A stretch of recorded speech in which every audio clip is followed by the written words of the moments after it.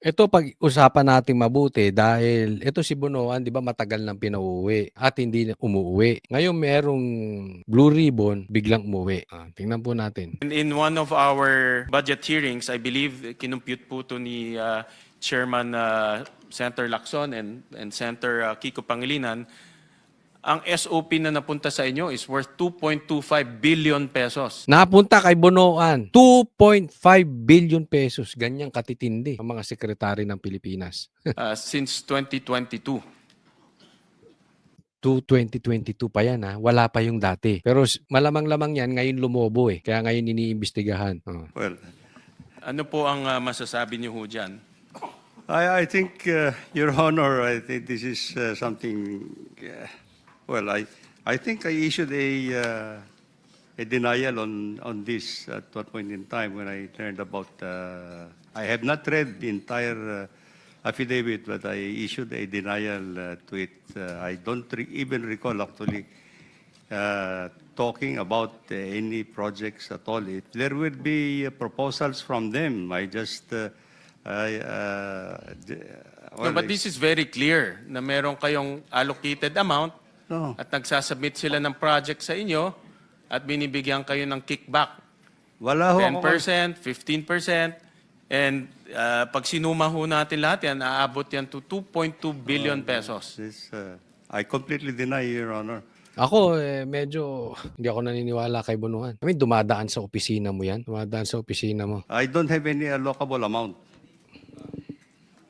Mamaya, pagsasalita namin si Congressman Leandro Libiste. Opo. And I think he will negate what you just stated, na wala kayong allocable.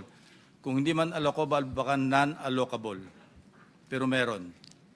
Anyway, sige. Well, Mr. Chairman, whether allocable, non-allocable, nakakuha kayo ng kickback. Parang sinasabi dito, nasa listahan si Bonoan, di ba? Na yung listahan ng Cabral files ni Lebiste, nandun siya. Kung ano man tawag doon, allocable, non-allocable, na-alok ka ba, kung ano man yan. Basta may napunta sa 2.2 billion. Wala po. And the fact is, nandito tayo ngayon dito sa hearing because for the last 4 years, pinabayaan yung nangyayari to under your watch. Yun. Same, di ba? Yung nga to the very least si Bongbong Marcos, sabit siya talaga dahil pinabayaan niya rin. Pero I don't think pinabayaan niya lang. Involved siya. Same thing kay Bonoan. Hindi ako naniniwalang pinabayaan niya lang yan. Involved siya dyan, di ba? You're the secretary of For the 3 years, Your DPWH. Honor. 3 years, 2 years, 3 years.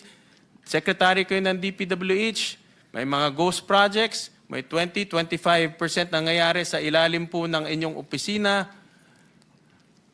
Kaya ako ho, personally, ako naniniwala po ako dito Paano ho isang secretary palalampasin nyo itong nangyayari sa atin? Kaya ho tayo nandito sa... Mismo. Ako yan din Nangyayari yung kalokohan sa ilalim mo, tahimik ka. Ano, kasi ganito yan parang ganito yan. Sige, magtrabaho kayo. Trabahuin nyo yan. Hindi ko ayoko yung lintik na ghost projects na yan. Trabahuin nyo yan. Kayo nang bahala dyan. Di ba? Hindi na lang ako magsasalita. Pwede bang ganon? Meron yan di ba? Meron yang natanggap para tumahimik yan. Hindi mo alam. Ano, tanga ka lang? Ganyang kalaking ghost projects nangyayari sa ilalim mo, wala kang alam? Sa ganitong sitwasyon ngayon Your Honor, as Secretary of the Department, I have general oversight. I have general oversight of all the implementation. Pero kung kasali ho kayo dito sa mga kickback, yung oversight na yan, walang kwenta ho yan. And this is what I deny, Your Honor.